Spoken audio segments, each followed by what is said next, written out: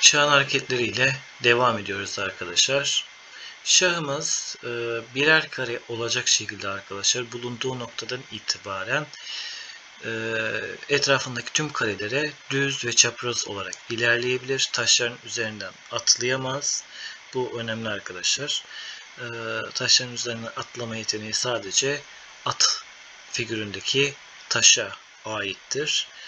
Bu yüzden şahımız durduğu noktadan itibaren eğer tahtanın merkezine yakın bir noktadaysa bulunduğu noktadan itibaren çevresinde arkadaşlar 8 kareye ilerleyebiliyor. Ya da buna diğer adıyla da genelde sınıf içerisinde arkadaşlar biz buna kısa kollu ahtapot diyoruz. Evet, burada arkadaşlar ilk sorumuz alıştırmaları yapacağız. İlk sorumuz beyaz şahın kırmızı noktalı kareye kaç hamlede gidebileceğini sormuş. Yani burada arkadaşlar kare sayısını sayacaksınız. İncelerseniz arkadaşlar çaprazda bulunduğu noktayı saymazsak çaprazda arkadaşlar 7 kare vardır. 1, 2, 3, 4, 5, 6, 7 yani 7 hamlede ilerler diyoruz.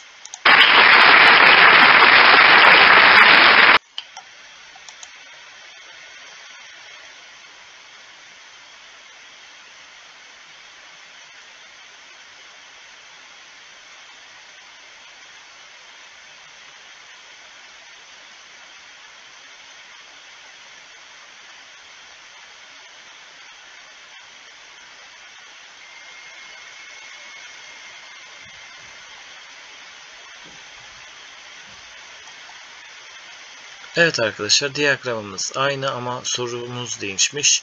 Bu sefer siyah şahın kırmızı noktada kareye kaç hamlede gidebileceğini sormuş. Yine aynıdır arkadaşlar. Sayalım. 1, 2, 3, 4, 5, 6, 7. Yani cevabımız 7.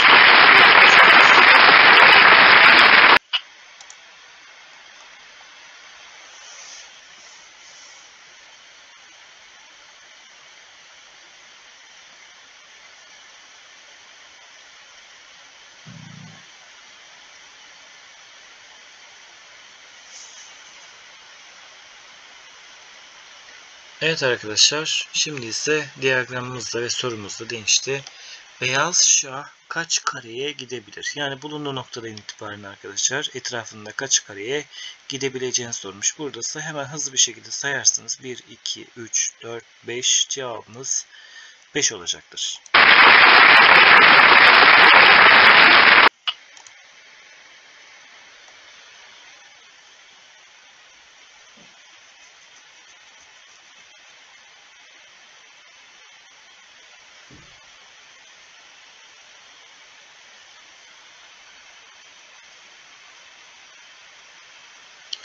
Evet arkadaşlar, diyagramımız değişmedi ama sorumuz değişti. Siyah şah kaç kareye gidebilir? Siyah şahımız tahtanın en köşesinde sağ üst köşede olduğu için etrafındaki 3 kareye gidebilir. Yani cevabımız 3'tür.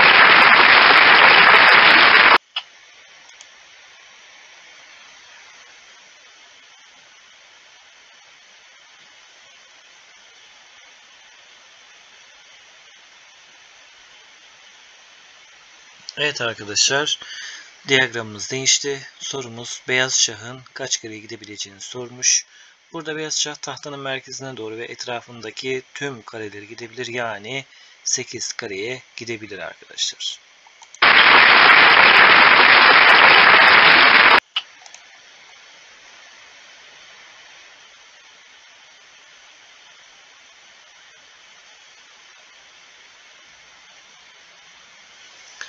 Evet arkadaşlar, diyagram değişmedi ama sorumuz değişmiş. Siyah şah kaç kareye gidebilir diye sormuşuz. Siyah şahımız ise bu sefer köşede değil arkadaşlar, tahtanın kenarında olduğu için durduğu noktadan itibaren bir önceki sorumuzdaki olduğu gibi beyaz şahın etrafındaki kare sayısı kadar yani 5 kareye gidebiliyor arkadaşlar. Cevabımız 5 olacaktır.